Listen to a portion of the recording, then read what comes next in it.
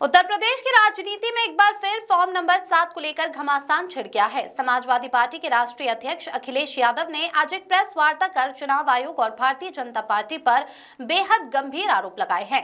अखिलेश का दावा है कि बीजेपी चुनाव आयोग के साथ मिलकर लोकतंत्र को खत्म करने की साजिश रच रही है। अखिलेश यादव ने प्रेस के सामने साक्ष्यों के साथ दावा किया कि बीजेपी फॉर्म 7 का गलत इस्तेमाल कर रही है। उन्होंने कहा कि प्रिंट किए हुए फॉर्म भेजे जा रहे हैं ताकि विपक्ष के समर्थकों के नाम वोटर लिस्ट से काटे जा सके।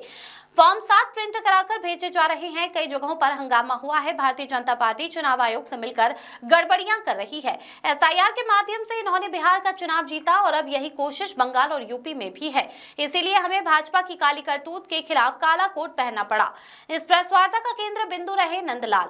अखिलेश यादव ने उन्हें मीडिया के सामने पेश करते हुए बताया कि नंदलाल वही शख्स है जिनसे बीजेपी ने जबरन फॉर्म 7 पर दस्तखत कराए थे।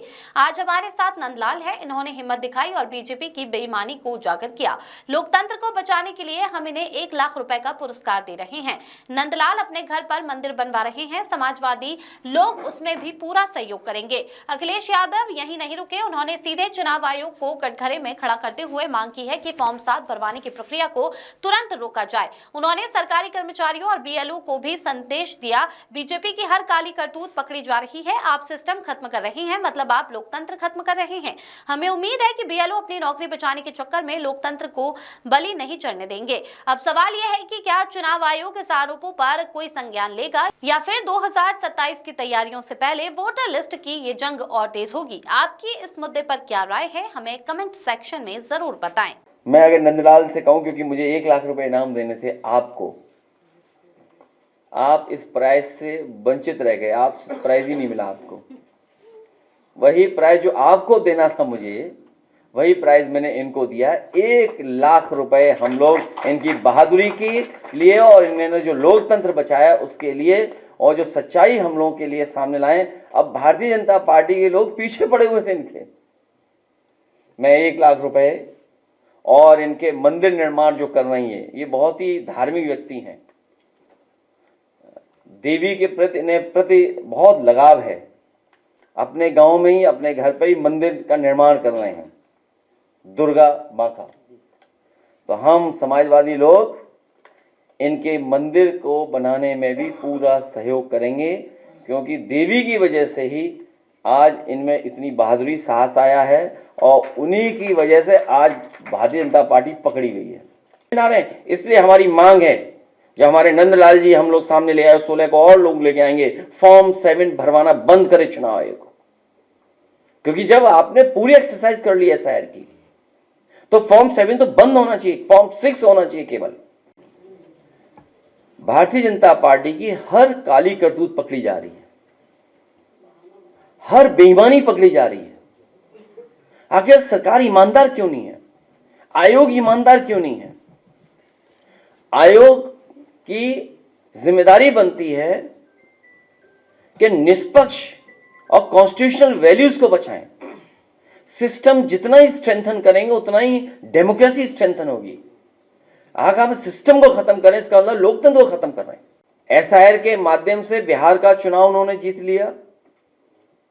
एसआईआर की बड़ी भूमिका थी माहौल बिगाड़ने के लिए, दबाव बनाने के लिए, मनोबल गिराने के लिए।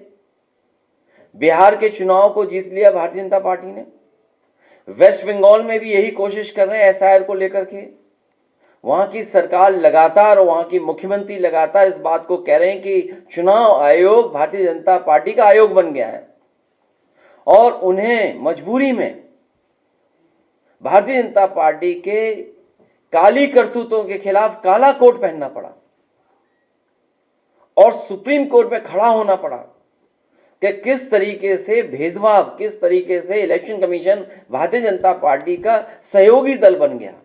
फॉर्म 7 बाकायदा भर करके, प्रिंट कर करके भेजे जा रहे हैं और कई जगह हंगामा हुआ है। कई जगह की जानकारी हमारे प्रेस के माध्यम से, यूट्यूबर्स के माध्यम से और कई बहादुर पत्रकारों के माध्यम से हम लोगों को जानकारी मिली है। और जिस समय हम लोगों ने यहां से आपत्ति दी, शिकायतें की और जब अपील की यूट्यूबर्स से और पत्रकार साथियों से, तो बहुत सारे पत्रकार साथियों ने जिम्मेदारी निभाते हुए जमीन पर ग्राउंड पे जाकर के क्या भारतीय जनता पार्टी चुनाव आयोग से मिलकर के गड़बड़ियां कर रही है वो जनता तक पहुंचाने का काम किया। द्वापर और त्रेता के जो लोग हैं उनसे हमें बड़ी मदद मिल गई, दशरथ और नंदलाल। द्वापर त्रेता सनातनियों के खिलाफ दशरथ, उनकी बात सामने आ गई और आज हमारे साथ नंदलाल हैं। मुझे खुशी है कि बहादुर नंदलाल हमारे साथ खड़े हैं। जो नंदलाल हमारे साथ खड़े हैं ये वही नंदलाल हैं जिनके भारतीय जनता पार्टी ने दस्तखत कराए थे फॉर्म 7 में। फॉर्म 7 जो इनका भरवाया था नंदलाल का, फॉर्म 7